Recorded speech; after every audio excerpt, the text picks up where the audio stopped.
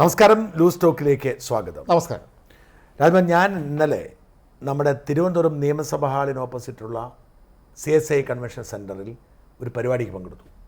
നമ്മുടെ ജോൺ മുണ്ടക്കയ സാറിൻ്റെ എന്താ സോളാർ വിശേഷം. അതിന് ആ പുസ്തകത്തിൻ്റെ പേരിന് തന്നെ അർത്ഥമുണ്ട്. സോളാർ വിശേഷം, സോളാറിലെ വിശേഷം, സോളാറിന് ശേഷം എന്നുമുള്ള ഒരർത്ഥത്തോടെയാണ് ഇട്ടിരിക്കുന്നത്. അപ്പോൾ ജോൺ മുണ്ടക്കയ സാറിൻ്റെ ആ പുസ്തകത്തിൻ്റെ പ്രസാദനം ഒരുപാട് പേര് സ്റ്റേജിലുണ്ട്. അപ്പോൾ ചെന്നപ്പോൾ എനിക്ക് ആദ്യം നമുക്കൂടെ 2 മിനിറ്റ് കിട്ടാൻ കൊള്ളാമെന്നുണ്ടായിരുന്നു. പക്ഷേ തിരിഞ്ഞു നോക്കിയപ്പോൾ ആഗ്രഹം പോയി. കാരണം ഒരു മുമ്പിലിരിക്കുന്ന ഒരു 2-3 നിര മുഴുവൻ VVIPകളാണ്, സ്റ്റേജിലിരിക്കേണ്ടവരാണ്. അപ്പോൾ ഹേമേന്ദ്രൻ സാറ്, പഴയ DGP Hemendran sir, Vijayaraghavan sir, techno പാർക്കിൻ്റെ CEO Vijayaraghavan sir, Jiji Thomson, പഴയ ചീഫ് സെക്രട്ടറി ജിജി തോംസൺ, അങ്ങനെ അങ്ങോട്ട് നോക്കിയാൽ SR ശക്തിയുടെ സാറ്, അങ്ങനെ നോക്കിയാൽ പ്രമുഖർ മാത്രമാണ് അവിടെ ഉണ്ടായിരുന്ന. എന്ന് ഒരു ക്ഷണിക്കപ്പെട്ട സദസ്സായിരുന്നു. അതെ. അപ്പോൾ ക്ഷണിക്കപ്പെട്ട സദസ്സിൽ പിന്നെ നമ്മളൊന്നുമല്ലല്ലോ, അതുകൊണ്ട് നമ്മൾ അവിടെ ഇരുന്നു. വളരെയേറെ പ്രമുഖരുണ്ടായിരുന്ന ഗംഭീരം ചടങ്ങായിരുന്നു. നല്ല പരിപാടിയായിരുന്നു. കുടുംബാംഗങ്ങളും പങ്കെടുത്ത്. ഉമ്മൻചാണ്ടിയുടെ ഭാര്യയും മകൻ ഇച്ചിരി കഴിഞ്ഞാൽ വന്നത്. എനിക്കൊന്ന് വേറൊരു പ്രോഗ്രാം ഉണ്ടായിരുന്നല്ലോ, അത് കഴിഞ്ഞാൽ വന്നത്. മകനോട് എനിക്ക് സംസാരിക്കാൻ പറ്റിയില്ല. ബാക്കി ഉമ്മൻചാണ്ടി ഭാര്യ സ്റ്റേജിലുണ്ടായിരുന്നു. അപ്പം വളരെ കൗതുകമുണർത്തുന്ന പരിപാടിയായിരുന്നു. അതിനുശേഷം ഉമ്മൻചാണ്ടിയുടെ ഭാര്യ പ്രസംഗിക്കാൻ തുടങ്ങിയപ്പം എന്തൊക്കെയോ പറഞ്ഞു കേട്ടോ. എന്നിട്ട് അവസാനം ജോൺ മുണ്ടക്കയ സാറങ്ങ് ചാണ്ടിയമ്മൻ അവിടെ നിന്ന് മതി എന്ന് പറയുന്നുണ്ട്. എന്തൊക്കെയോ പറയുന്നു, എന്തോ സ്തുതി ആയിരിക്കട്ടെ എന്നോ. അവർ വലിയ വിശ്വാസിയാണ്. പിന്നെ ജോൺ മുണ്ടക്കയ സാറങ്ങ് കൊണ്ടുപോകുമായിരുന്നു. ശശി തരൂർ നന്നായി പ്രസംഗിച്ചു. ശശി തരൂർ എന്നോട് പറഞ്ഞു കേട്ടോ, അവിടെ വെച്ച് കണ്ടപ്പം ഞാൻ ഈ കഴിഞ്ഞ ദിവസം മറ്റേ ഇവിടെ ബാഴ്സലോണിയ കാര്യം സൂചിപ്പിച്ചല്ലോ. അപ്പോൾ എന്നോട് വന്നിങ്ങനെ തോളെ കഴിഞ്ഞിട്ട് ചോദിച്ചു, കണ്ടായിരുന്നു കേട്ടോ എല്ലാം കാണുന്നുണ്ടോ? അതെ. അപ്പം സതീശൻ എന്നോട് സാധാരണ കാണിക്കുന്ന ഒരു സ്നേഹം കാണിച്ചില്ല. സതീശൻ അവിടെ നിന്ന് ചിരിച്ചു കാണിച്ചു. കാരണം ഞാൻ മുൻനിരയിലായിരുന്നു. അടുത്തൊന്ന് ചിരിച്ചു കാണിച്ചു സതീശൻ പോയതേ ഉള്ളൂ. അങ്ങനെ സ്റ്റേജിൽ കയറിയിരുന്ന പ്രസംഗങ്ങളെല്ലാം നമ്മൾ കേട്ടോണ്ടിരിക്കുമ്പോൾ എന്നെ ഞെട്ടിച്ച് കളഞ്ഞത് സതീശൻ്റെ പ്രസംഗമാണ്. സതീശൻ സോളാറിൽ പിണറായി ചെയ്ത ദ്രോഹത്തിൻ്റെ കഥയൊക്കെ പറയുന്നുണ്ട്. ആ കഥയൊക്കെ പറഞ്ഞിട്ട് സതീശനും കൊണ്ട് പറയുവാണ്, ഇതുപോലൊരു ചീള കേസുമായി എൻ്റെ അടുത്ത് ചിലർ ഇടപെടണമെന്ന് പറഞ്ഞിരുന്നു. എന്നിട്ട് എന്നെ പറയുന്നത് ഞാൻ ഇടപെട്ടില്ല എന്ന് പറഞ്ഞു. അത് നമ്മുടെ സ്വർണ്ണക്കടത്ത് കേസ്. നിങ്ങൾ കണ്ടില്ല? അതെ, തീർച്ചയായും ഞെട്ടിപ്പോൾ അത് കണ്ടപ്പോഴേ രണ്ടിനെയും ഒരേപോലെ താരതമ്യപ്പെടുത്തുന്നു. അക്ഷരാർത്ഥത്തിൽ ഞാൻ അവിടെ സ്തബ്ധനായിപ്പോയി. അദ്ദേഹം മുഖത്ത് ഇടയ്ക്ക് 1-2 പ്രാവശ്യം നോക്കുന്നുണ്ട്. എല്ലാവരും നോക്കുന്നതോട് നോക്കിയതായിരിക്കും. പക്ഷേ ഞാൻ അക്ഷരാർത്ഥത്തിൽ സ്തബ്ധന. അദ്ദേഹത്തിൻ്റെ നല്ല പ്രസംഗകനാണല്ലോ. രസകരമായ ഒരു കഥയൊക്കെ പറഞ്ഞു. നമ്മുടെ അൻവർ സാഹിബ് പുള്ളിയുടെ 150 കോടിയുടെ അഴിമതി കൊണ്ടുവന്ന കഥയൊക്കെ വിശദീകരിച്ചു വന്നു. അതെല്ലാം നല്ലത്. പക്ഷേ സോളാർ കേസിനെയും സ്വർണ്ണക്കടത്ത് കേസിനെയും ഒരുപോലെ കണ്ടു. അത് തന്നെയാണ് കോൺഗ്രസ് ഇന്ന് നേരിടുന്ന പ്രതിസന്ധിയും CPM ഉണ്ടാകുന്ന മൈലേജും. അത് കോൺഗ്രസിൻ്റെ ഏറ്റവും വലിയ കുഴപ്പം. സോളാർ കേസ് വന്നപ്പോൾ കോൺഗ്രസ്സുകാർ തന്നെ, രാജ്മോഹൻ ഉണ്ണിത്താനൊക്കെ സ്റ്റേജിൽ രാജിവെക്കണമെന്ന് പറഞ്ഞു തോന്നുന്നു. ഇപ്പം TN പ്രതാപനും രാജ്മോഹൻ ഉണ്ണിത്താനും ഒക്കെ ഉമ്മൻചാണ്ടിയുടെ തലയ്ക്ക് വേണ്ടി മുറവിളി കൂട്ടിയവരാണ്. ഒരുപാട് പേരുണ്ടായിരുന്നു. അവരങ്ങോട്ടും ഇങ്ങോട്ടും പാര വെച്ച് ഈ പാവപ്പെട്ട ഉമ്മൻചാണ്ടിയെ കുരിശു കയറ്റി ഇല്ലാതാക്കാൻ CPM സഹകരിച്ചവരാണ് കോൺഗ്രസ്സുകാർ. എന്നിട്ട് സ്വർണ്ണക്കടത്ത് കേസിൽ സ്വപ്ന സുരേഷ് പറഞ്ഞിട്ടിരിക്കുന്ന ഓരോ കാര്യങ്ങളും ശരിയാണെന്ന് ഓർക്കണം. ഓരോ കാര്യങ്ങളും ശരിയാണ്. തെളിഞ്ഞല്ലോ, പിന്നീട് തെളിഞ്ഞു. മറ്റേ സരിത പറഞ്ഞ പോലെ അല്ലല്ലോ ഇത്. സരിത പറഞ്ഞതിൻ്റെ പേരിൽ ഈ ജോപ്പനെ അറസ്റ്റ് ചെയ്തു. ജോപ്പനെ അറസ്റ്റ് ചെയ്തത് പോലും, അപ്പോൾ ഇന്ന് ഞാനിപ്പം പല ആളുകൂടി ഇതുമായി ബന്ധപ്പെട്ട് ചോദിച്ചു. നമ്മുടെ ജോൺ മുണ്ടക്കയ ഇൻ്റർവ്യൂവിലൊക്കെ അദ്ദേഹം പറഞ്ഞൊരു കാര്യമുണ്ട്. ഹേമേന്ദ്രൻ സാറായിരുന്നു ചുമതല. ഹേമേന്ദ്രൻ സാർ പറഞ്ഞെന്നാണ് പറയുന്നത്, അനുമതിയുടെ ഒന്നും ആവശ്യം ഉമ്മൻചാണ്ടി ഭരിക്കുമ്പോൾ പോലീസിൻ്റെ അനുമതിയുടെ ഒന്നും ആവശ്യമില്ലായിരുന്നു. അവർക്ക് പ്രവർത്തിക്കാമായിരുന്നു എന്നാണ് ഹേമേന്ദ്രൻ സാർ പറഞ്ഞെന്ന് പറയുന്നത്. മലയാളം മാറി ആത്മഹത്യ എഴുതിയപ്പോഴും സർവീസ് സ്റ്റോറി എഴുതിയപ്പോഴും ഈ കഥ അന്ന് പറഞ്ഞിട്ടുണ്ടായിരുന്നു. അദ്ദേഹം അതിൻ്റെ ആവശ്യമില്ലായിരുന്നു. ആലോചിച്ച് നോക്കി. ഇപ്പോൾ അനുമതിയുടെ ആവശ്യമില്ലെന്ന് മാത്രമല്ല, പ്രിൻസിപ്പൽ പ്രൈവറ്റ് സെക്രട്ടറിയാണ് ഇവിടെ ജാത്താക്കിയത്. അല്ല, പോലീസ് ചെയ്യേണ്ടത് ഇപ്പോഴത്തെ കാലത്ത്, പിണറായിയുടെ കാലത്ത് പോലീസ് ചെയ്യേണ്ട പ്രവൃത്തി എന്ന് പറയുന്നത് നിരപരാധികളെ പ്രതികളാക്കുക എന്നുള്ളതാണ്. അതെ, അല്ലാത്ത കേസന്വേഷണം. അപ്പോൾ ഇവിടെ ഇങ്ങനെ പ്രവർത്തിച്ചിട്ട് പോലീസാണ്. ഇവിടെ അന്ന് ജോപ്പൻ ആകെപ്പാടെ സരിതയുമായി ടെലിഫോണിൽ വിളിച്ചു എന്നുള്ളൊരു ബന്ധമേ ഉള്ളൂ, അത്രേ ഉള്ളൂ. അല്ല, ജോപ്പന് യാതൊരു ഉത്തരവാദിത്വവും ഇല്ല. എന്നിട്ടാണ് ഉമ്മൻചാണ്ടി അതിന് വഴങ്ങിക്കൊടുത്തതും ഈ പറയുന്ന ജീവനക്കാരെ പലരും പുറത്താക്കിയതും ഈ ഇപ്പോൾ സോളാർ കമ്മീഷന് മുമ്പിൽ പോയിരുന്നതുമൊക്കെ. ഇവിടെ മുഖ്യമന്ത്രിയുടെ പ്രൈവറ്റ് സെക്രട്ടറി, അതും വെറും പ്രൈവറ്റ് സെക്രട്ടറി അല്ല, പ്രിൻസിപ്പൽ പ്രൈവറ്റ് സെക്രട്ടറി മാത്രമല്ല, മുഖ്യമന്ത്രി എല്ലാ കാര്യങ്ങളും ചെയ്യിപ്പിക്കുന്ന അദ്ദേഹം വഴിയായിരുന്നു. മുഖ്യമന്ത്രി ഒപ്പിടണമെങ്കിൽ ശിവശങ്കർ പറയണമായിരുന്നു. അങ്ങനെ അത്രയും വിശ്വസ്തനായ പ്രൈവറ്റ് സെക്രട്ടറിയെ മുമ്പിൽ നിർത്തി അഴിമതിയാണെന്ന് തെളിഞ്ഞു. അയാൾ ജയിലിലായി. ഇപ്പോഴും അയാൾ ജാമ്യത്തിലേക്കാണ്. കുറ്റപത്രമൊന്നും ആയിട്ടില്ല. അത് ജാമ്യാപേക്ഷയും സുപ്രീം കോടതി വരെ തള്ളി, ചികിത്സ ആരോഗ്യ കാരണങ്ങളാണ്. അങ്ങനെ പ്രിൻസിപ്പൽ സെക്രട്ടറി പുറത്ത്. എന്ന് മാത്രമല്ല, ഇതെല്ലാം ചെയ്തത് ഇതിൽ യഥാർത്ഥത്തിൽ സോളാർ കേസിൽ അവൾ തട്ടിപ്പുകാരിയായിരുന്നു. അതെ, ഇവിടെ എന്ന് പറഞ്ഞു കഴിഞ്ഞാൽ ഇവരെ ആ മുഖ്യമന്ത്രിയുടെ പ്രൈവറ്റ് സെക്രട്ടറിയോടൊപ്പം ചേർന്ന് തട്ടിപ്പ് നടത്തി. അവൾ സോളാർ കേസിൽ അവൾ തട്ടിപ്പ് നടത്തി, അവളാണ് പിന്നെ പരാതിക്കാരിയായി വരുന്നത്. മാത്രമല്ല സ്വപ്നയ്ക്ക് എനിക്കിതിൽ പങ്കില്ലെന്ന് പറഞ്ഞിട്ടുമില്ല. അല്ല, അതായത് അവൾ തട്ടിപ്പ് മുഴുവൻ നടത്തുന്നു. അതെ, എന്നിട്ട് അവൾ ഈ പറയുന്ന തട്ടിപ്പിന് കൂട്ടുനിന്നവരുടെ പേര് പറഞ്ഞ് ഇവരുടെ എല്ലാം പേര് പറയും. ഇവരെല്ലാം പ്രതികളാണ്. ഇവിടെ സ്വപ്ന ഇതിലെ പ്രതിയാണ്. സ്വപ്നയുടെ കൂട്ടാളിയായിരുന്നു മുഖ്യമന്ത്രിയുടെ ഓഫീസ്. സ്വപ്ന അതിന് തെളിവ് മുഴുവൻ കൊടുത്തു. മാപ്പ് സാക്ഷിയാക്കേണ്ടതാണ്. സ്വപ്ന ഇതുവരെ ആവശ്യമില്ലാത്തൊന്നും പറഞ്ഞതെല്ലാം അച്ചട്ടായിട്ട് ശരിയായിട്ടുണ്ട്. സ്വപ്നയുടെ ജനങ്ങളുടെ ഇടയിൽ സ്വപ്നയ്ക്ക് വിശ്വാസ്യത സരിതയുടെ വിശ്വാസം അല്ല. തീർച്ചയായും സ്വപ്നയുടെ വിശ്വാസം തീർച്ചയായും. അങ്ങനെ മുഴുവൻ തെളിവുകളും വന്നു, കേസുകൾ വന്നു, പ്രൈവറ്റ് സെക്രട്ടറി അറസ്റ്റിലായി. എന്നിട്ട് പിന്നെ ബാക്കി പിണറായിലേക്ക് എത്തിയിട്ടില്ലെങ്കിൽ അത് ഇവരും കേന്ദ്ര സർക്കാർ ശക്തികൾ തന്നെയാണ്. കാരണം ഞാൻ ഒരു കാര്യം മാത്രം ചോദിക്കട്ടെ, ഈ ലൈഫ് മിഷൻ കേസ് മാത്രം എടുക്കുക. നമ്മുടെ സ്വർണ്ണക്കടത്ത് മാറ്റിവെക്കുക. സ്വർണ്ണക്കടത്തിന് ഇവർക്ക് പരിമിതിയുണ്ട്. ഇത് പറയുമ്പോൾ നമ്മൾ അന്വേഷണ സംഘത്തിൻ്റെ ഒരു പരിമിതി നമ്മൾ മനസ്സിലാക്കണം. അതായത് UAE കോൺസുലേറ്റിനെ മുൻപ് നിർത്തിയാണ് ഈ സ്വർണ്ണക്കടത്ത് നടത്തിയത്. അതെ, UAE കോൺസുലേറ്റിൻ്റെ അകത്ത് പോലും പോലീസിന് കയറാൻ പറ്റില്ലല്ലോ. നയതന്ത്ര പ്രശ്നമാണ്. മാത്രമല്ല, ഇതിൻ്റെ സൂത്രധാരിത്വം നയിച്ചവരൊക്കെ തന്നെ അപ്പം തന്നെ എസ്കേപ്പായി അവിടെ പോയി. അവരന്വേഷണം നടത്തി ശിക്ഷിച്ചെന്നാണ് കേൾക്കുന്നത് അവിടെ. പക്ഷേ അവർ വെളിവിടുന്നില്ല. അവരെ പിന്നെ ഇങ്ങോട്ട് വിട്ടിട്ടില്ല. ഞാൻ ചോദിക്കുന്നത്, അവർ നിരപരാധികളാണ്, അവരിവിടെ വരണ്ടേ? അവർ ഒരു നയതന്ത്ര ഓഫീസിനും വർക്ക് ചെയ്യുന്നതായിട്ട് കാണുന്നില്ല. അപ്പോൾ അതിൻ്റെ അർത്ഥം ഇവർ നടത്തിയിരിക്കുന്ന ഒരുപക്ഷെ അഴിമതിയുടെ ലക്ഷ്യം പണമായിരിക്കത്തില്ല. അന്ന് എന്നോട് നമ്മുടെ ഷാജഹാൻ മാടമ്പാട്ട് എന്നെ വിളിച്ചായിരുന്നു ആ സമയത്ത്. ഷാജഹാൻ UAE സർക്കാരിൻ്റെ എന്തോ ചുമതല. എനിക്ക് ഷാജഹാൻ മാടമ്പാട്ടിൻ്റെ കാര്യം പറയുമ്പോൾ ഒരു കാര്യം പറയാതിരിക്കാൻ പറ്റത്തില്ല. ഞാനും ഷാജഹാനും തമ്മിൽ ഒരു 3 പതിറ്റാണ്ട് ബന്ധമുണ്ട്. കോഴിക്കോട് നിന്ന് ആശയ സമന്വയം എന്ന് പറഞ്ഞൊരു വാരിക ഇറങ്ങിയിരുന്നു. NB ഹാഫിസ് മുഹമ്മദ് ആയിരുന്നു എഡിറ്റർ. NB മുഹമ്മദിന്റെ മകൻ. അപ്പോൾ ഹാഫിസ് സാർ എൻ്റെ വളരെ ഗുരുവിനെ പോലെ എനിക്ക് ഇഷ്ടം. ഇപ്പം ഞാൻ പിന്നെ ഒരുപാട് കാലമായിട്ട് എനിക്ക് അറിയത്തില്ല, ഞാൻ മുസ്ലിം വിരുദ്ധനാന്ന് എല്ലാവരും പറയുന്നത്. ഞാൻ അദ്ദേഹത്തെ വിളിക്കാറുണ്ട്. വളരെ ദേവനം, ഭയങ്കര സ്വാത്വികനായ നന്മയുള്ള തങ്കപ്പെട്ടൊരു മനുഷ്യൻ. NB അങ്ങനെ തന്നെയായിരുന്നല്ലോ. NB ഹാഫിസ് മുഹമ്മദ് സാറിൻ്റെ അടുത്ത് പോയി ഇരുന്ന ഞാൻ അദ്ദേഹത്തിന് വീട്ടിൽ കോഴിക്കോട് വീട്ടിൽ പോയി താമസിച്ചിട്ടുണ്ട്. NB ഉള്ളപ്പോഴല്ല, അത് കഴിഞ്ഞ ശേഷം അത്ര ബന്ധം ഉണ്ടായിരുന്ന മനുഷ്യൻ. പക്ഷെ ഇപ്പം ഞാൻ കുറേ കാലമായിട്ട് എനിക്ക് ബന്ധമില്ല. എന്താണെന്ന് വെച്ചാൽ എന്തൊക്കെ ആളുകൾ എന്നെക്കുറിച്ച് പറഞ്ഞ് അദ്ദേഹത്തിൻ്റെ മനസ്സിലുണ്ട്, എനിക്ക് സഹിക്കാൻ പറ്റില്ല. കാരണം എനിക്ക് അങ്ങനെ അനുഭവമുണ്ട്. കാരണം കാർത്തികേയനും ഞാൻ തമ്മിൽ വളരെ ആത്മബന്ധമായിരുന്നു. ജി കാർത്തികേയൻ. അപ്പോൾ കാർത്തികേയനും ഞാൻ വളരെ അടുപ്പം. അദ്ദേഹം സ്പീക്കറായിരിക്കും. അദ്ദേഹം ലണ്ടനിൽ വന്ന് ഞാൻ വിളിച്ചപ്പോൾ അദ്ദേഹം ഞാൻ അവിടെ ഉണ്ട്. അദ്ദേഹത്തിൻ്റെ ഒരു അകൽച്ച പോലെ. ഞാനത് അന്വേഷിച്ചപ്പോൾ ആരൊക്കെയോ അദ്ദേഹത്തിൻ്റെ ചെവി ചെന്നിട്ട് എന്നെക്കുറിച്ച് എന്തോ കുഴപ്പം പറഞ്ഞു. അദ്ദേഹം വിശ്വസിച്ചു. അപ്പം അതുപോലെ എങ്ങാനും ഹാഫിസ് മുഹമ്മദ് സാറിന് എന്നെക്കുറിച്ച് തോന്നലുണ്ടെങ്കിൽ പിന്നെ എനിക്ക് വിഷമമാവും. തീർച്ചയായും അവിടെ ഞാൻ വിളിക്കായിരുന്നു. അപ്പം ഈ ഹാഫിസ് മുഹമ്മദ് സാർ എഡിറ്ററായിരിക്കുന്ന ആശയ സമന്വയത്തിലേക്ക് സ്ഥിരമായി ലേഖനങ്ങളും കോൺട്രിബ്യൂഷൻസ് കൊടുത്തുകൊണ്ടിരുന്ന 2 പേരായിരുന്നു. ഒന്ന് ഷാജഹാൻ മാടമ്പാട്ടൻ, 2 ഷാജൻ സ്കറിയായിരുന്നു. ധാരാളം. അന്ന് ഞാനൊക്കെ ഓർക്കുന്നു, മൊബൈൽ ഫോൺ തുടങ്ങിയ സമയമാണ്. ഈ മൊബൈൽ ഫോൺ തുടങ്ങിയ സമയത്ത് നമ്മളൊരു ഫോൺ സംഘടിപ്പിച്ചു പറഞ്ഞാൽ എൻ്റെ വൈഫല്ല കാമുകയാണ്. അപ്പോൾ അവൾ വിദേശത്തുനിന്ന് പോയപ്പോൾ എനിക്ക് കൊണ്ടുവന്നതാണ്. പക്ഷേ ഇൻകമിങ് കോളിന് പൈസ ഈടാക്കും. അന്ന് പൈസയാണ് ഇൻകമിങ്. അപ്പോൾ ഹാഫിസ് സാർ വിളിക്കുമ്പോൾ ഞാനിങ്ങനെ ചങ്കിടിക്കുക. സാറ് കാര്യം പറയുമ്പോൾ എൻ്റെ ചങ്കിടിക്കുക. കാരണം നമ്മുടെ ഓരോ പൈസ ഇറങ്ങിക്കൊണ്ടിരിക്കുകയല്ലേ.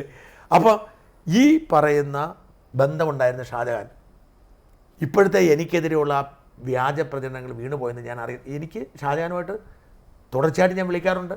സ്വർണ്ണക്കടത്ത് അടക്കമുള്ള വിഷയങ്ങളും ഇടപെടാറുണ്ട്. കഴിഞ്ഞ ദിവസം സ്കോട്ട്ലൻഡിലേക്ക്, അതാണ് അപ്പോൾ ഞാൻ അദ്ദേഹത്തോട് പ്രതിഷേധം അറിയിച്ചു. സ്കോട്ട്ലൻഡിലേക്ക് ഞാനൊരു പോസ്റ്റ് ഇട്ടിരുന്നല്ലോ. അപ്പം ഷാജഹാൻ എനിക്ക് എൻ്റെ വാട്സാപ്പിൽ വന്നിട്ട് അതിന് കുറേ നിർദ്ദേശം തന്നു. അപ്പോൾ ഞാൻ പറഞ്ഞു, അങ്ങയുടെ ഈ സ്നേഹത്തിന് നന്ദി, പക്ഷേ എനിക്ക് അങ്ങയോട് കടുത്ത വിയോജിപ്പും ശത്രുതാ മനോഭാവമുണ്ട്. ഞാൻ അങ്ങേക്കെതിരെ നിയമ നടപടി എടുക്കുന്നതിനെ കുറിച്ച് ആലോചിച്ചുകൊണ്ടിരിക്കാൻ ഞാൻ മെസ്സേജ് ഇട്ടു. കാരണം എന്നെ പിണറായി വിജയൻ എന്നെ വേട്ടയാടാൻ തീരുമാനിക്കുന്നു. നമ്മൾ ഇവിടുന്ന് ഒളിവിൽ പോണ്ടി വരുന്നു. കേസുകൾ എടുക്കുന്ന സമയത്ത് ഞാൻ തീർന്നെന്നോർത്ത് ഒരുപാട് പേര് രംഗത്ത് വന്നു. ഒരുപാട് പേര് നമ്മളോട് സ്നേഹമുണ്ട്. ഞാൻ അതിൻ്റെ അകത്ത് തന്നെ വേദനിപ്പിച്ച 2 പേര് ഈ ഷാജഹാൻ മാടമ്പാട്ടും ഹരീഷ് വാസ്തവനുമാണ്. ഹരീഷ് വാസവൻ എന്ന് പറഞ്ഞു കഴിഞ്ഞാൽ ഞാൻ കരുതിയിരുന്നത് ഹരീഷ് വാസവൻ എൻ്റെ ഒരു ഫാനാണെന്നാണ്. അതുപോലെയാണ് എന്നോട് സംസാരിച്ചുകൊണ്ടിരുന്നതും. ഇഷ്ടംപോലെ വാർത്തകൾ, ആരും കൊടുക്കാത്ത വാർത്തകൾ എനിക്ക് തരും. ഞാൻ ഹരീഷ് ലേഖനങ്ങൾ വീഡിയോ ആക്കും. ഇങ്ങനെ വളരെ അടുപ്പമാണ് ഈ കേസ് വരുന്നത് വരെ. അതെ, എന്നോട് ഭയങ്കര ബഹുമാനത്തോടും സ്നേഹത്തോടും പെരുമാറുന്നത്. കാരണം ഹരീഷിന് അറിയാം, ഹരീഷ് നൽകുന്ന ഏത് വമ്പൻ്റെയും വാർത്ത ഞാൻ കൊടുക്കാറുണ്ട്. പക്ഷേ ഹരീഷ് ആ സമയത്ത് എനിക്കെതിരെ പല പോസ്റ്റുകൾ ഇടുകയും എന്നെ അത്ഭുതപ്പെടുത്തി കളി. ഷാജഹാൻ്റെ പോസ്റ്റ് വായിച്ച് ഞാൻ കരഞ്ഞുപോയി. ഷാജഹാൻ അൻവറിൻ്റെ പോസ്റ്റിനെ പിന്തുണച്ചുകൊണ്ട് ഞാൻ വർഗീയവാദിയാണ്, വൃത്തികെട്ടവനാണ്, പൂട്ടവനാണ്, അത്തരത്തിൽ ഭയങ്കര വിഷമമുണ്ടാകുന്നുണ്ട്. അപ്പം ഞാൻ പറഞ്ഞ ഇങ്ങനെ നമ്മൾ എന്ത് പറഞ്ഞു ഷാജഹാൻ മാടമ്പാട്ട് പറഞ്ഞ കാര്യം ഈ സ്വർണ്ണക്കടത്തുമായി ബന്ധപ്പെട്ട് സ്വർണ്ണക്കടത്ത് അന്ന് ഷാജഹാൻ മാടമ്പാട്ട് എന്നോട് പറഞ്ഞത് ഒരു കാര്യമുണ്ട്. ഷാജഹാൻ, ഈ നിങ്ങൾ ഈ പറയുന്ന സ്വർണ്ണം ഇവിടേക്ക് കടത്തി അതിനെ കമ്മീഷൻ കൈപ്പറ്റുന്ന ദാരിദ്ര്യമൊന്നും അവിടുത്തെ ഭരണാധികാരികൾക്ക് അവിടെ സ്വർണ്ണം ഇങ്ങോട്ടല്ലേ കൊണ്ടുവരുള്ളൂ. അവിടെ വരുമ്പോൾ ഈ കോൺസുലേറ്റ് ജനറൽക്ക് കിട്ടുന്ന 1000-1500 അവർക്കൊന്നുമല്ല. കാരണം അവരെ സംബന്ധിച്ചിടത്തോളം ഇഷ്ടം പോലെ അന്ന് എന്നോട് ഷാജഹാൻ ചോദിച്ചൊരു കാര്യം, അവർക്ക് വലിയ ശമ്പളമുണ്ട്, എല്ലാ ആനുകൂല്യങ്ങളും ഉണ്ട്. ഇത് മാത്രമല്ല അറബി ആസിറ്റീസ്, അതായത് ഇവർക്ക് ജോലിയില്ലേ പോലും അറബി സമ്പന്നനാണ്. അപ്പോൾ അവിടുത്തെ ഡിപ്ലോമാറ്റിക് സർവീസിലുണ്ടാണ് എൻ്റെ കാശ് വൻ ശമ്പളമായിരിക്കും. ഇത് മാത്രം ഒരു പക്ഷേ രാജകുടുംബമായിട്ട് എന്തെങ്കിലും ബന്ധമൊക്കെ കാണാം. പക്ഷേ അപ്പം വേറെ എന്തെങ്കിലും താല്പര്യം, നമ്മളിത് ഈ പണം മാത്രമല്ലല്ലോ. തീർച്ചയായും ഉമ്മൻചാണ്ടിക്കെതിരെ ലൈംഗിക ആരോപണം കേസ് എടുത്തപ്പം ഒരു കേസ്, അന്നെടുത്ത് 4 കേസുകൾ, ഒരു കേസിൽ പറയുന്നത് അഴിമതി കേസാണ്. എങ്ങനെ അഴിമതി?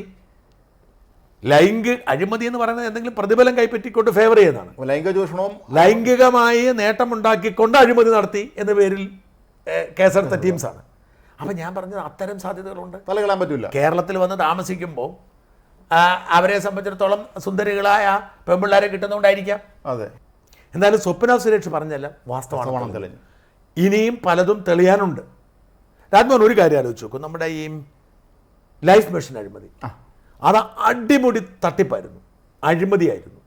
ഫെമ നിയമം ഇതുപോലെ ലംഘിക്കപ്പെട്ട, അത് മുഖ്യമന്ത്രി ചെയർമാനായിരുന്നു അതിനെ കമ്മിറ്റിയിൽ. അപ്പം അടിമുടി സാമ്പത്തിക ദുരൂഹം, അഴിമതി കൊടുത്തത്. അത് മാത്രമല്ല 4 ലക്ഷം രൂപയാണ് ഒരു വീടിന് സർക്കാർ ഇവിടെ കൊടുക്കുന്നത്. അവിടെ 15 ലക്ഷം രൂപയാണ് വിലയിരുത്തിയത്.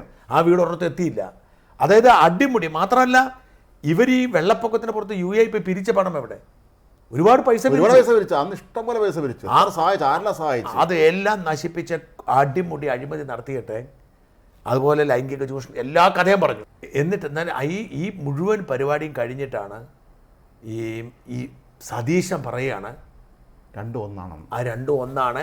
അത് ഞാൻ എൻ്റെ വിശ്വാസ്യത പോയേനെ, എൻ്റെ ക്രെഡിബിലിറ്റി പോയേനെ എന്നൊക്കെ പറഞ്ഞത് എൻ്റെ രാജ്മോഹൻ ചിന്തിക്കാൻ പറ്റത്തില്ല. ഇവർക്ക് എന്തിനാണ് ജ്ഞാനം ചിന്തിക്കുന്നത്? അത് ഭയങ്കരമാണ് എനിക്ക്. അതെ, അതായത് ഈ കോൺഗ്രസ്സുകാരുടെ പലരുടെയും പ്രശ്നം അതാണ്. ഇവർ പലരും ചിന്തിക്കാറുള്ള ഞാൻ എന്നുള്ളത് മാത്രമാണ്.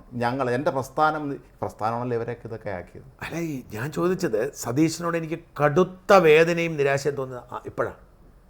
സതീശനകത്ത് നമുക്ക് ചെറിയ നിരാശയുണ്ട്. സതീശൻ രമേശ് ചെന്നിത്തലയ്ക്ക് ഇല്ലാത്ത പിന്തുണ സതീശന് കിട്ടിയിരുന്നു. അതെ, ഈ പ്രതിപക്ഷ നേതാവ് തന്നെ വലിയ പിന്തുണയുണ്ടായിരുന്നു.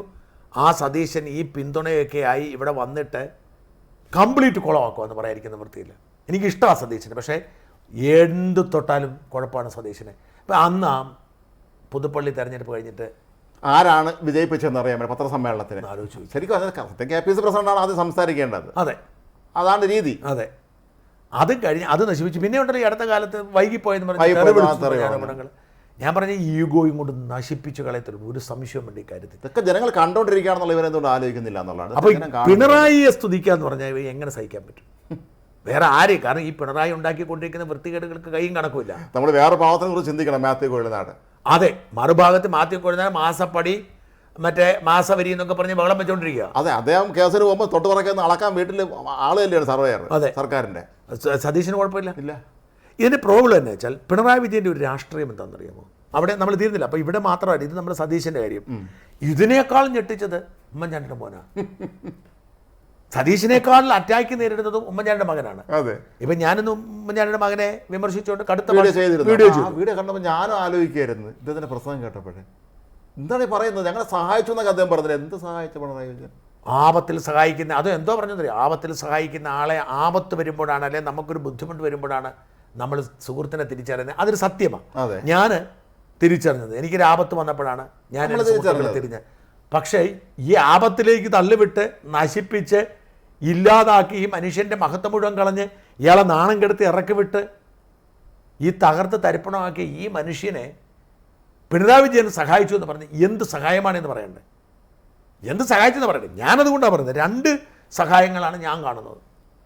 ഒന്ന്, പിണറായിയുടെ ഉമ്മൻചാണ്ടിയുടെ ചികിത്സയുമായി ബന്ധപ്പെട്ട വിവാദം ഉണ്ടാകുന്നുണ്ട്. ഈ ചികിത്സാ വിവാദം 100% സത്യമായിരുന്നു. നമ്മളത് വാർത്ത കൊടുത്തിരുന്നു. നമ്മളത് വാർത്ത നമുക്കെതിരെയാണ് ഉമ്മാരെല്ലാം പിന്നെ ചീത്ത വിളിക്കുന്നത്.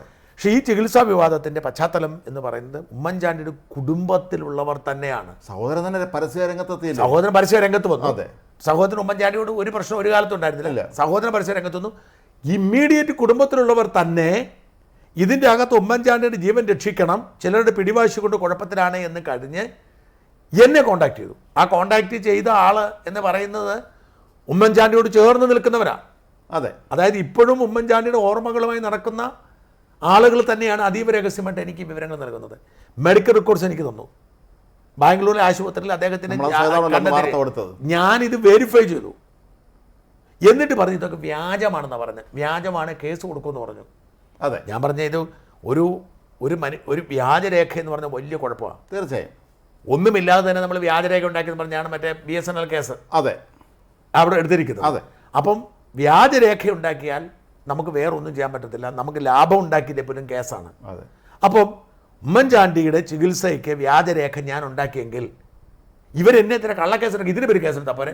ധാരാളം മതിയല്ലോ കേസ് കൊടുക്കാമല്ലോ. ചാണ്ടി ഉമ്മൻ കേസ് കൊടുത്തു എന്ന് പറഞ്ഞു. എവിടെ, ആർക്ക് കേസ് കൊടുത്തു? എവിടെ കേസ് കൊടുത്തു? എന്ത് കേസ് കൊടുത്തു? അപ്പം ഇത് സത്യമായിരുന്നു. അന്ന് ഞാൻ പറഞ്ഞത് പിന്നീട് അയാൾ സ്ഥിരീകരിച്ചു. എവിടെയാണെന്നറിയാമോ? വാക്സിൻ എന്തോ പ്രശ്നം വന്ന് വാക്സിൻ എന്തോ പാർശ്വഫലമുണ്ടെന്ന് ഇത് ഉണ്ടാക്കിയവരല്ല, ഇത് വിതരണം ചെയ്തവർ, ഇത് വിതരണം ചെയ്ത കമ്പനി ആസ്ട്രാസെനക്ക ഇത് വിതരണം ചെയ്ത കമ്പനി. ഓക്സ്ഫോർഡാണ് ഉണ്ടാക്കുന്നത്. ആ ആസ്ട്രാസെനക്ക ഇത് വിതരണം ചെയ്തു, പൈസ മുടക്കി. ഈ വിതരണ കമ്പനി ഒരു കേസ് വന്നപ്പോൾ കോടതി പറഞ്ഞു പാർശ്വഫലം ഉണ്ടാവാം. ഇനി പാർശ്വഫലം നമ്മൾ പറഞ്ഞിട്ടുണ്ടോ? പാർശ്വഫലം ഉണ്ടെന്ന് വിശ്വസിക്കുകയും വാക്സിൻ അത്ര നല്ലതാണെന്നല്ല എന്ന് പറയുകയും ചെയ്യുന്ന ഹോമിയോ പോലുള്ള ചികിത്സ വേണമെന്ന് പറഞ്ഞ ആളാണ് ഞാൻ. അതുപോലെ ഉമ്മൻചാണ്ടിക്ക് വാക്സിൻ എടുത്തില്ല എന്ന് പറഞ്ഞ് ഞാനൊന്നും പറഞ്ഞിട്ടില്ല. വാക്സിൻ എടുത്തില്ല എന്ന് പറഞ്ഞു, പക്ഷേ വാക്സിൻ എടുത്തില്ലെന്ന് ആരോപണം ഉണ്ടെന്ന് പറയുന്നുണ്ട്. പക്ഷേ വാക്സിൻ എടുക്കാത്തൊരു വലിയ കുഴപ്പമായപ്പോൾ ഉമ്മൻചാണ്ടിയെ 2014 ക്യാൻസർ ഡിറ്റക്ട് ചെയ്തപ്പോൾ ചികിത്സിച്ചിരുന്നെങ്കിൽ ഉമ്മൻചാണ്ടിക്കൊന്നും പറ്റത്തില്ല. അത് നമ്മുടെ ഗംഗാധര സാറ് പറയാറുണ്ട്. പെണ്ണുങ്ങൾക്ക് ക്യാൻസർ വന്നേ മതിയാവൂ എന്നെങ്കിൽ ബ്രസ്റ്റ് ക്യാൻസറും, ആണുങ്ങൾക്ക് ക്യാൻസർ വന്നേ മതിയാവൂ എന്നെങ്കിൽ ത്രോട്ട് ക്യാൻസറും വരണം. എന്നുവെച്ചാൽ വിധിയാണ് ക്യാൻസർ വരണം എന്ന് ജാതകത്തെ എഴുതി വെച്ചിട്ടുണ്ട്. എനിക്ക് ക്യാൻസർ വരണം എന്ന് എഴുതിയിട്ടുണ്ടെങ്കിൽ ദൈവം എനിക്ക് ത്രോട്ട് ക്യാൻസർ തരണം എന്ന് പ്രാർത്ഥിക്കണമെന്നാണ് ഗംഗാധര സാർ പറഞ്ഞിരിക്കുന്നത്. ഉറപ്പായിട്ട് ഭേദമാകാം. ബാക്കി ക്യാൻസറുകളൊക്കെ ഭേദമാകാം ആദ്യത്തെ സ്റ്റേജിലാണെങ്കിൽ. ഏത് ക്യാൻസറും കാലം ഒരുപാട് മാറി, പ്രത്യേകിച്ച് ത്രോട്ട് ക്യാൻസർ ആദ്യത്തെ അപ്പം 2014 ഉമ്മൻചാണ്ടിക്ക് ഐഡൻറ്റിഫൈ ചെയ്തപ്പോൾ തന്നെ ചികിത്സിക്കേണ്ടതായിരുന്നു. ചികിത്സിച്ചില്ല. പകരം ഞാൻ ഹോമിയോയ്ക്കും ആയുർവേദത്തിനൊന്നും എതിരല്ല, പക്ഷെ ഇദ്ദേഹം വഴിയെ പോകുന്നവരൊക്കെ പിടിച്ച് ആരെങ്കിലും ഒരാൾ വൈദ്യനാണ് അത്ഭുതം വരുന്നുണ്ടെന്ന് പറഞ്ഞാൽ ചികിത്സിക്കും ഒരു വശത്ത്. മറുവശത്ത് ഉമ്മൻചാണ്ടിയുടെ ഭാര്യ അമിതമായ വിശ്വാസത്തോടൊന്നും എനിക്കെതിരല്ല, വിശ്വാസത്തിനും അർത്ഥമുണ്ടെന്ന് വിശ്വസിക്കുന്ന ആളാണ് ഞാൻ. പക്ഷേ പ്രാർത്ഥനാ ചികിത്സയോട് യോജിപ്പില്ല. നമുക്ക് ചികിത്സിക്കുക, പ്രാർത്ഥിക്കുക. താൻ ദൈവം മതി പ്രാർത്ഥിക്കുക, പ്രാർത്ഥന മാത്രം മതി എന്ന് പറയുന്ന ഒരു കൺസെപ്റ്റ് യഹോവ സാക്ഷികൾക്ക് അങ്ങനെ ഒരു ഇതുണ്ടെന്ന് പറഞ്ഞു. അവർ രക്തം സ്വീകരിക്കുന്നു. അപ്പം ഇതിന് നമുക്കൊരിക്കലും ഉമ്മൻചാണ്ടിയെ പോലൊരു മനുഷ്യൻ്റെ ജീവൻ വെച്ച് ബലിയാടാക്കാൻ പറ്റും. ഇത് അദ്ദേഹത്തിൻ്റെ അനിയനും കുടുംബത്തിലുള്ള മറ്റു ചിലരും എന്നെ ബോധ്യപ്പെടുത്തി കഴിഞ്ഞപ്പോൾ ഉമ്മൻചാണ്ടിക്ക് വേണ്ടി ഞാൻ വീഡിയോ ചെയ്തപ്പോഴാണ് എനിക്കിതിനെ ബേളം വെക്കുന്നത്. അപ്പം ഈ മനുഷ്യൻ ഇപ്പം നമ്മൾ മനസ്സിലാക്കേണ്ടത്, എന്നെ ഏറ്റവും കൂടുതൽ വിഷമിപ്പിച്ചത് അത് കഴിഞ്ഞു. ആ ചികിത്സാ വിവാദം കഴിഞ്ഞ് ഉമ്മൻചാണ്ടി മരിച്ചു. ഉമ്മൻചാണ്ടിയുടെ മരണം എല്ലാവരും വലിയ ഉമ്മൻചാണ്ടി ഒരു മഹാനാണെന്ന് ജനം തിരിച്ചറിഞ്ഞു. ഉമ്മൻചാണ്ടിക്ക് ഒരു നാടൊഴുകി. നമ്മളൊക്കെ ഉമ്മൻചാണ്ടിക്ക് വേണ്ടി ഒരുപാട് വാർത്തകൾ ചെയ്തു. ഞാനാണ് നേരിട്ട് പോയി മാപ്പം പറഞ്ഞ അദ്ദേഹം ജീവിച്ചിരിക്കുമ്പോൾ തന്നെ. ഇതെല്ലാം കഴിഞ്ഞിട്ട് തെരഞ്ഞെടുപ്പ് വരുന്നു. തെരഞ്ഞെടുപ്പ് വരുമ്പോൾ അദ്ദേഹത്തിന് വേണ്ടി ഞാൻ ചാണ്ടിയമ്മന് വേണ്ടി മറുനാടൻ സപ്പോർട്ട് ചെയ്ത പോലെ വേറെ ആരും സപ്പോർട്ട് ചെയ്തിട്ടില്ല. കാരണം അത് ഉമ്മൻചാണ്ടിയോടുള്ള ഒരു കടപ്പാടാണ്, അതുപോലെ തന്നെ പിണറായിയോടുള്ള ഒരു എതിർപ്പാണ്. ഇതെല്ലാം കഴിഞ്ഞിട്ട് ഏതോ ആരോ പറഞ്ഞതിന് പേരിൽ ഇങ്ങനെ എനിക്ക് രംഗത്തുനിന്ന് പോട്ടെ, അതങ്ങനെ പാപ്പരത്തം, ഞാനതൊക്കെ വിട്ടുകളഞ്ഞു. പക്ഷേ അന്ന് പിണറായിയെ വിളിച്ച് ഉമ്മൻചാണ്ടി അനുസ്മരണം നടത്തിയിരുന്നു നേരത്തെ ഒരിക്കൽ. അത് ജനങ്ങൾ എതിർത്തിട്ടും അദ്ദേഹം ഇപ്പോൾ 1 കൊല്ലം കഴിയുമ്പോഴും പിണറായി പിണറായി ഒരുപാട് സഹായം ചെയ്തു, ആവശ്യ സമയത്ത് സഹായിച്ചു എന്ന് പറഞ്ഞെങ്കിൽ 2 കാര്യങ്ങളെ സാധ്യതയുള്ളൂ. ഒന്നുകിൽ ഈ സോളാർ കേസിലെ വിവാദം ഉണ്ടായിരുന്നപ്പോൾ ചാണ്ടിയമ്മൻ്റെ പേരിലും ആരോപണം ഉണ്ടായിരുന്നു. ഉമ്മൻചാണ്ടി പാവമെന്ന് എല്ലാവർക്കും അറിയാം, പക്ഷെ പലരും പാവം നമുക്കെത്തില്ല. ഒരുപക്ഷെ അതിൽ നിന്ന് രക്ഷിച്ചെടുത്താവാം, നമുക്കറിയത്തില്ല. ഒരുപക്ഷെ അതാവാം. അല്ലെങ്കിൽ രണ്ടാമതൊരു സാധ്യത എന്ന് പറയുന്നത് ഈ ചികിത്സാ വിവാദം ഉണ്ടായപ്പോൾ സർക്കാർ അന്വേഷിക്കുന്നൊക്കെ പറഞ്ഞതെങ്കിൽ ഒന്നും പോയില്ല, ഒന്നും ചെയ്തില്ല. അന്ന് ചാണ്ടിയമ്മനും പിന്നെ പറഞ്ഞു മോനെ സാരമില്ല നിന്റെ അന്ധവിശ്വാസം രക്ഷിക്കട്ടെ എന്ന് പറഞ്ഞാണ്. ഇതിലേതെങ്കിലും ആവാം. അല്ലെങ്കിൽ ഈ ഉമ്മൻചാണ്ടി ഇതുപോലെ ഉമ്മൻചാണ്ടിയെ വെറുപ്പിച്ച ഇല്ലാതാക്കാൻ എന്തോ ഒരു അഴിമതി ആരോപണം. ഞാൻ പറഞ്ഞു വെറും സോളാർ കേസ് പോട്ടെ, നിങ്ങളൊരു കാര്യം ആലോചിക്കണം രാജ്മോഹൻ, ഈ സോളാർ കേസിൻ്റെ റിപ്പോർട്ട് പുറത്ത് വരുമ്പോൾ മറ്റേ ജുഡീഷ്യൽ കമ്മീഷൻ റിപ്പോർട്ട് വരുമ്പോൾ പിണറായിയുടെ പത്രസമ്മേളനം ഉണ്ടായിരുന്നു. അത് ഒന്നുകൂടെ കാണണം. നിങ്ങൾ കണ്ടിട്ടില്ലെങ്കിൽ മിസ്റ്റർ ചാണ്ടിയമ്മൻ നിങ്ങൾ ആ പത്രസമ്മേളനം ഒന്നുകൂടെ കാണണം. ഇപ്പോഴുണ്ട്, ഏഷ്യാനെറ്റൊക്കെ ലൈവായിട്ട് കൊടുത്തിരുന്നതാണ്. അതെ, ആ പത്രസമ്മേളനത്തിൽ പിണറായി വിജയൻ്റെ ശരീരഭാഷ എന്ന് പറയുന്നൊരു ആഹ്ലാദത്തിൻ്റെ ആയിരുന്നു. ഉമ്മൻചാണ്ടി ഒരു മഹാപീഡകനാണ്, പ്രകൃതി വിരുദ്ധ പീഡനം നടത്തി, ബലാത്സംഗം ചെയ്തു, അഴിമതി നടത്തി എന്നൊക്കെ പറഞ്ഞ് 4 കേസെടുക്കാനാണ് അന്ന് പിണറായി വിജയനെ പത്രസമ്മേളനത്തിൽ ഉത്തരവിട്ടത്. പരിഹസിച്ച് അങ്ങേയറ്റം പോയിട്ട് 4 കേസെടുക്കാൻ. 1 ബലാത്സംഗം, 2 പ്രകൃതി വിരുദ്ധ പീഡനം, 3 ഈ ലൈംഗിക താല്പര്യത്തിന് വേണ്ടി ചൂഷണം നടത്തി, അഴിമതി നടത്തി. ഇങ്ങനെ 4 കേസെടുക്കാനായിട്ട് തീരുമാനിച്ചു. എന്നിട്ട് കേട്ടുകേഴ്വിയില്ലാത്ത വിധത്തിൽ FIR ഇടാൻ പോലീസിനോട് പറഞ്ഞു. പക്ഷേ ഹൈക്കോടതി പറഞ്ഞു ഒരു അന്വേഷണ കമ്മീഷൻ റിപ്പോർട്ടിന് പുറത്ത് അങ്ങനെ FIR ഇടാൻ പറ്റത്തില്ല. അതിൻ്റെ പേരിൽ പോലീസ് ആദ്യം അന്വേഷിച്ചിട്ട് തെളിവ് കിട്ടില്ല FIR ഇട്ടോളാൻ. അന്വേഷിക്കാൻ ഒരു ADGP ചുമതലപ്പെടുത്തി, ചീറ്റിപ്പോയി. ഉമ്മൻചാണ്ടി സഹകരിച്ചു. രണ്ടാമതൊരു ADGP ചുമതലപ്പെടുത്തി, ചീറ്റിപ്പോയി. 2 പോലീസ് സംഘം അന്വേഷിച്ചിട്ട് ഇങ്ങനെ ഒരു സംഭവമേ ഇല്ല എന്ന് കണ്ടെത്തിയപ്പോൾ CBIക്ക് വിട്ടു. ചാണ്ടിയമ്മൻ പറഞ്ഞ സ്നേഹമാണ്. അതെ, അതായത് മകനെ രക്ഷിക്കുന്നതിന് ഉമ്മൻചാണ്ടിയോടെ സ്നേഹവാത്സല്യം കൊണ്ടാണ് പത്രസമ്മേളനത്തിൽ വിളിച്ച് അധിക്ഷേപിച്ച്, അത് മുമ്പ് മുഴുവൻ പിണറായിയെ ഈ അധിക്ഷേപിച്ച് ഇറക്കി വിട്ടിട്ടെന്ന് ഓർക്കണം. നേരത്തെ ചാണ്ടിയമ്മൻ ഒരു വിഷയം കൂടെ കാണണം. ഉമ്മൻചാണ്ടി പാവം ആ ജുഡീഷ്യൽ കമ്മീഷനിൽ പോയി രാത്രി 1 മണി വരെ മുന്നിൽ 1 മണി വരെ മുന്നിലിരുന്ന്. ആ പിറ്റേന്ന് രാവിലെ ഞാൻ ചാനൽ ജോലി വെളുപ്പിന് 5 മണിക്ക് ഡ്യൂട്ടിക്ക് എത്തിയപ്പോൾ ഈ വിഷ്വൽ അവിടെ ക്യാപ്ചർ ചെയ്തുകൊണ്ടിരിക്കുകയാണ്. ആ മനുഷ്യൻ എത്ര നിശബ്ദ, വളരെ കൂളായിരുന്നു അദ്ദേഹം. അദ്ദേഹത്തിൻ്റെ മനഃശുദ്ധിയാണ് കാണിക്കുന്നത്. യാതൊരു തരത്തിലും പ്രകോപിതനാകാതെ അദ്ദേഹം വളരെ ഇങ്ങനെ ഇരിക്കണം. ഒരു കേരളത്തിൻ്റെ ഒരു മുഖ്യമന്ത്രിയായ ഒരു മനുഷ്യൻ ഈ ജുഡീഷ്യൽ കമ്മീഷന് മുമ്പ് ഇരുന്ന് ചോദിക്കുന്ന ആവശ്യമില്ലാത്ത ചോദ്യങ്ങൾക്ക് ഒക്കെ പലതും അതിനൊക്കെ അദ്ദേഹം മറുപടി പറഞ്ഞുകൊണ്ടിരിക്കണം. വളരെ ഗൗരവകരമായി അദ്ദേഹം വളരെ സീരിയസ് ആയി സംസാരിക്കുന്നുണ്ട്.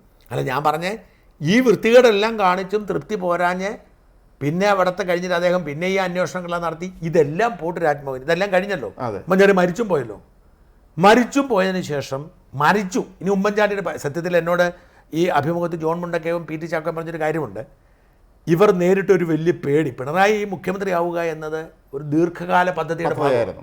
ആ ദീർഘകാല പദ്ധതി 2016 ഇരിക്കാൻ നേരത്താണ് ഉമ്മൻചാണ്ടി ഇങ്ങനെ അത്ഭുതകരമായ ഭരണം നടത്തുന്നത്. ഉമ്മൻചാണ്ടി ഇങ്ങനെ ഭരിച്ചാൽ പുള്ളിക്ക് 2016 അധികാരത്തിൽ വരാൻ കഴിയില്ല. ഒരുത്തനെ കൊല്ലാൻ വരെ ആസൂത്രണം നടത്തിയിട്ടാണ് ഈ പാർട്ടി അധികാരത്തിലേക്ക് എത്തുന്നത്. അത് കഴിഞ്ഞ് അധികാരം കിട്ടാതെ വരുന്ന സമയത്താണ് ഇവർ ഈ സോളാർ കേസ് കുത്തിക്കൊണ്ട് വരുന്നതും ഇത്രയും വലിയ പ്രചരണം നടത്തുന്നത്. അപ്പോൾ അങ്ങനെ അതിനിടയ്ക്ക് ഉമ്മൻചാണ്ടിക്ക് UN അവാർഡ് കിട്ടിയല്ലോ. അതൊക്കെ ഇന്ത്യയുടെ ലോക ചരിത്രത്തിൽ ആദ്യമായിട്ടാണ് ഇങ്ങനെ ഒരാൾക്ക് കിട്ടുന്നത്, കേരള മുഖ്യമന്ത്രി. ഇതെല്ലാം കിട്ടിക്കഴിഞ്ഞതോടെ ഇവർ ദൂരം മൊത്തം ഇയാളെന്തായാലും കയറി, ഇയാളെന്തായാലും മുഖ്യമന്ത്രിയായി. മുഖ്യമന്ത്രി ആയിട്ട് ഇയാൾക്ക് പക തീരാത്തതുകൊണ്ടാണല്ലോ ഇതിൻ്റെ പുറകെ നടന്നത്. ഇതെല്ലാം കഴിഞ്ഞ് മരിച്ചു. ഉമ്മൻചാണ്ടി മരിച്ചു. ഈ മരിച്ചപ്പോൾ ജനം കാണുന്ന സ്നേഹം പോലും ഇദ്ദേഹത്തിന് സഹിക്കാൻ പറ്റില്ലാത്തത് കൊണ്ടാണ് വിഴിഞ്ഞം പദ്ധതിയുടെ ഉദ്ഘാടന സമയത്ത്, അല്ലെങ്കിൽ അല്പമെങ്കിലും മനുഷ്യത്വമോ നന്മയുണ്ടായിരുന്നെങ്കിൽ പിണറായി വിജയൻ ഉമ്മൻചാണ്ടി മരിച്ചപ്പോൾ അതിനുശേഷം നടന്ന വിഴിഞ്ഞം പദ്ധതിയിൽ കപ്പൽ വന്ന ചടങ്ങിൽ ഉമ്മൻചാണ്ടിയുടെ വാക്കൊന്ന് പറഞ്ഞാൽ, ഉമ്മൻചാണ്ടി ഒരു വാക്ക് പറഞ്ഞില്ല.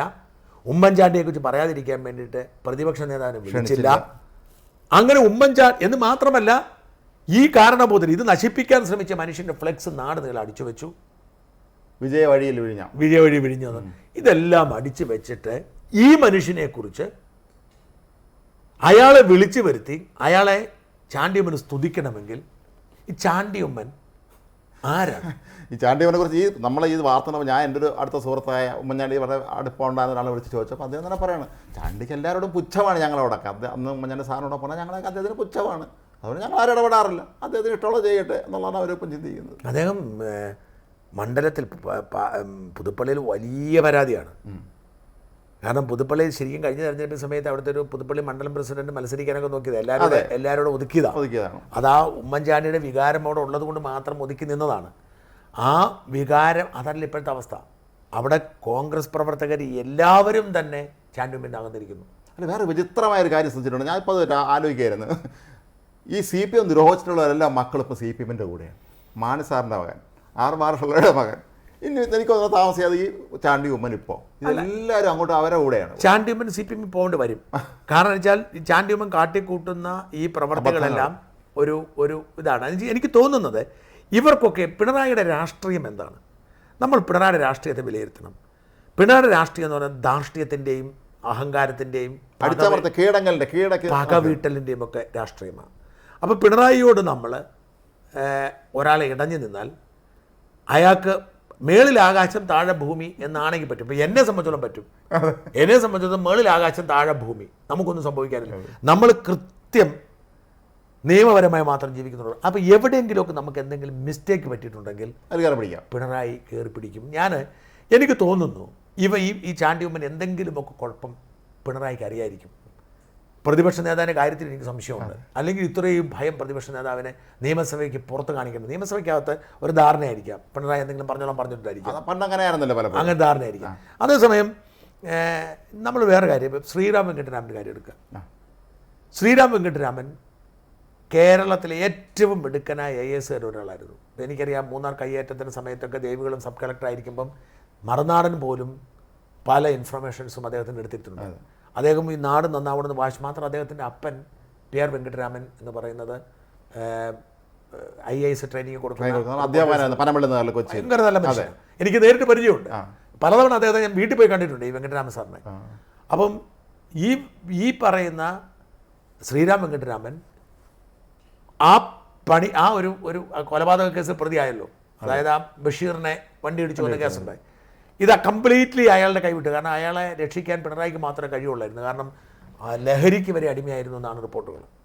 അപ്പം കംപ്ലീറ്റ് പോലീസ് സംവിധാനവും ആശുപത്രി സംവിധാനവും എല്ലാം ഒരുമിച്ച് ചേർന്നാണ് ഇങ്ങേരുടെ മെഡിക്കൽ പരിശോധന. അത് ഓർക്കണം.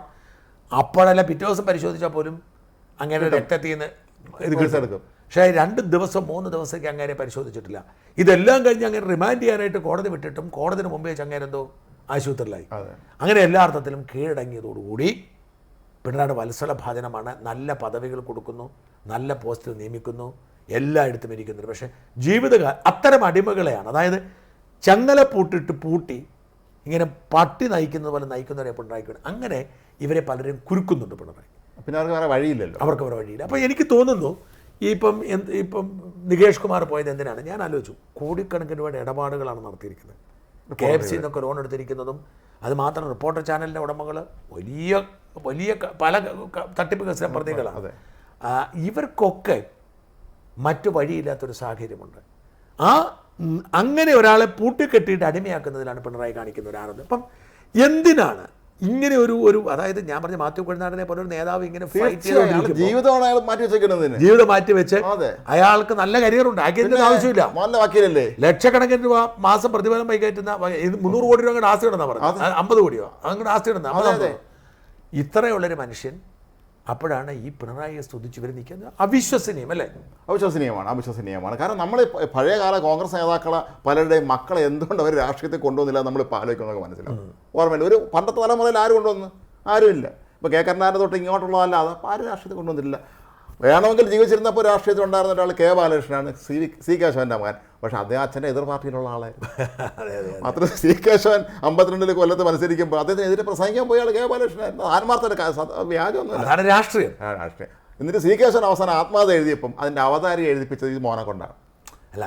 അതാണ് അസാധാരണമാണ്. അല്ല, ഈ രാജ്ഭവൻ ഇവിടെയുള്ള പ്രോബ്ലം, ഇവിടെ ഈ ചാണ്ടിയുമ്മന് മനസ്സിലാകാത്തൊരു കാര്യം, ചാണ്ടിയുമ്മൻ ഇപ്പം പുതുപ്പള്ളിയിൽ അനിയൻ്റെ, അത് ഉമ്മൻചാണ്ടി ജീവിച്ചിരുന്ന വീട്ടിൽ പോകത്തില്ല. കുടുംബ വീട് അനിയനുമായിട്ടും ഉമ്മൻചാണ്ടിയുടെ അനിയനുമായിട്ട് ഉടക്കാണ്.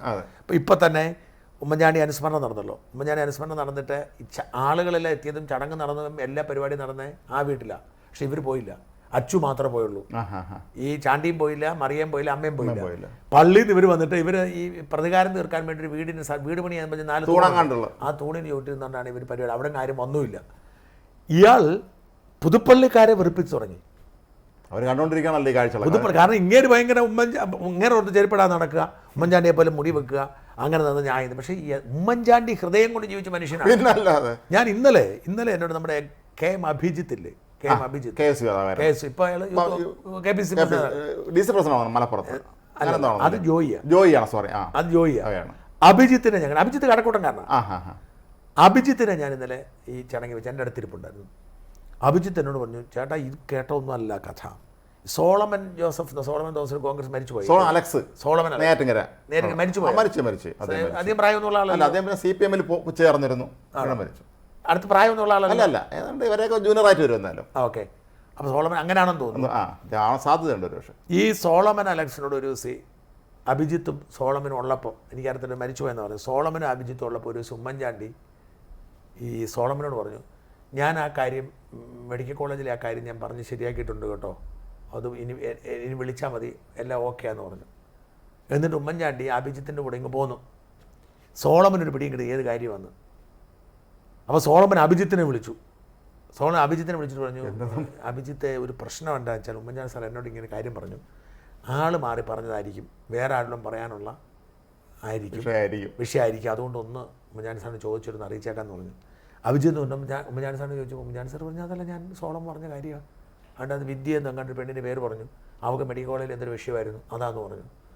അപ്പം അഭിജിത്ത് സോളം ദൈവമേ 2 മാസം മുമ്പ് പറഞ്ഞൊരു കാര്യം അയാൾ മറന്നുപോയി. ആരെ?